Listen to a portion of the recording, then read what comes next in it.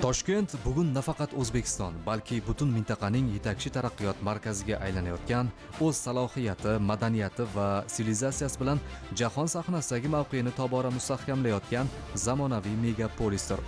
Bu o'zgarishlar faqat qurilish bilan cheklanib qolmadi. Energetika sohasining izchil va tizimli rivojlanishi davlatning barqaror ijtimoiy-iqtisodiy taraqqiyotini ta'minlovchi asosiy omillardan biri hisoblanadi. Ishonchli energiya ta'minoti sanoat o'sish sur'atlariga, investitsiyaviy jozibadorlik, aholi turmushiga farovonlik, hududlar obodligiga bevosita ta'sir ko'rsatadi. Sirasini aytganda, energetika iqtisodiyotning barcha tarmoqlari, sanoat, transport, uy-joy kommunal xo'jaligi va ijtimoiy soha barqarorligi bilan bog'liq bo'lgan bazaviy tarmoq sifatida namoyon bo'ladi.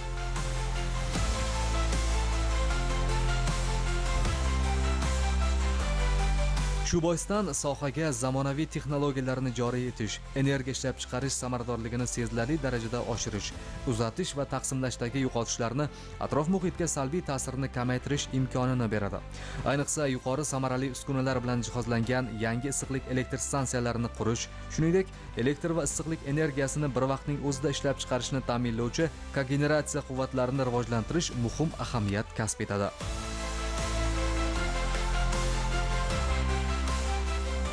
Toshkent shahrining Yunusobod tumanida qad rostlagan yirik quvvatdagi kogeneratsiya 100 megawatt quvvatga ega bo'lgan gaz porshili investitsiya loyihamizga start berildi. Bugungi kunda loyihamiz aholiga va obyektlarga barqaror elektr energiyasi hamda issiqlik energiyasini yetkazib bermoqda. Loyihani ishga tushirish natijasida yiliga 876 million kilovatt soat elektr energiyasi hamda 858 ming gigakaloriya issiqlik energiyasi yetkazib berilmoqda. Loyiha ishga tushirilganidan so'ng 50 ta yangi ish o'rinlari yaratilib, hozirda to'liq ish faoliyatini davom ettirmoqda.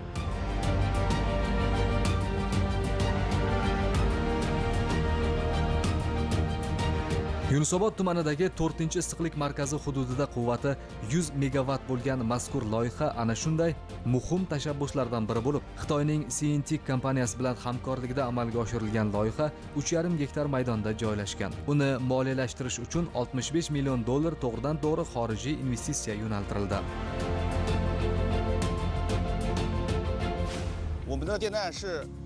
General Technology Group International Markaziy Osiyo mintaqasi Zongji VNN bilan hamkorlikda O'zbekistonning Toshkent shahrida 100 megawatt quvvatli issiqlik elektr qo'shma ishlab chiqarish loyihasini imzolashni muvaffaqiyatli yakunladi. Mazkur loyiha Toshkent shahrida joylashgan bo'lib, ishga tushirilgach, mamlakatdagi elektr energiyasi va issiqlik ta'minoti tanqisligini samarali bartaraf etadi.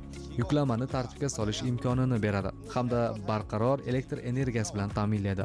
Shu bilan birga, loyiha O'zbekiston va Markaziy Osiyo mamlakatlarida tabiiy gazga asoslangan tezkor elektr stansiyalarini joriy etish uchun namunaviy ahamiyat kasb etib, kompaniyaning tezkor elektr ishlab chiqarish sohasidagi bozor ta'sirini oshiradi. Hozirgi kunda taxminan yanvar oyida O'zbekiston va Xitoy tomonlari mutaxassislarining hamkorlikdagi sa'y-harakatlari natijasida obyektda umumiy barqaror chiqish yuklamasi 90 megawattgacha yetkazildi. Keyingi bosqichda doimiy chiqish yuklamasi 100 megawattni tashkil etadi. Loyiha jadvali bo'yicha ishlar tez sur'atda olib borilmoqda. Ishonchlilik darajasi yuqori bo'lib, kelgusida Markaziy Osiyo mintaqasi bozorida namunaviy loyiha sifatida belgilangan. Mazkur loyiha doirasida Xitoy kompaniyasi tomonidan keltirilgan 70 ta gaz porshili qurilmalari o'rnatilgan.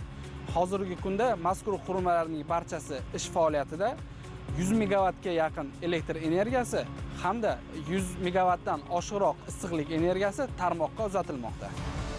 Kogeneratsiya inshootiga Buyuk Britaniyadagi Rolls-Royce kompaniyasining 70 ta gaz porshin uskunalari, 70 ta issiqlik almashinuv modullari va 35 ta transformator o'rnatilgan. Qozonxonalardan iste'molchilarga bo'lgan issiqlik ta'minoti infratuzilmasi rekonstruksiya qilindi. Issiqlik magistrallari yangilandi. Tarmoqlar izolyatsiyasi quvurlar bilan almashtirildi. Bu esa turli darajadagi energiya yo'qotishlarining oldini olish imkonini beradi. 4-issiqlik markazi hududida Toshkentda birinchi yirik quvvatli elektrostansiyasi qurildi. Ishlab chiqarish quvvati 100 megawatt bo'lgan. Shu bilan birga 98 gigakaloriya issiqlik energiyasi ham ishlab chiqaradi bu stansiya.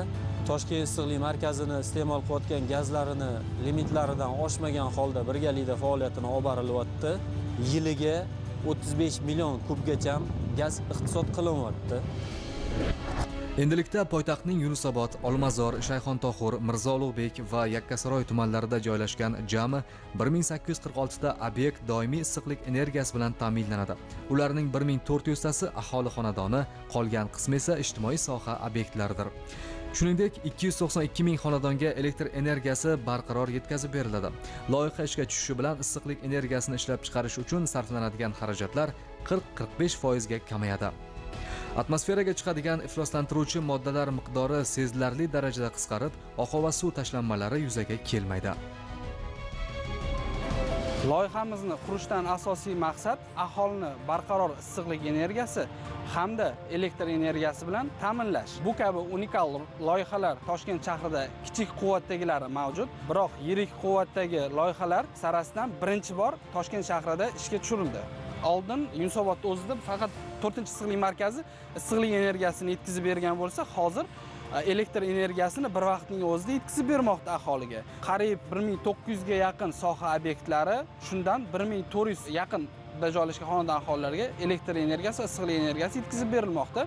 Loyihani ishga tushirilganidan so'ng jami 292 ming xonadonga issiqlik energiyasi yetkazib beriladi.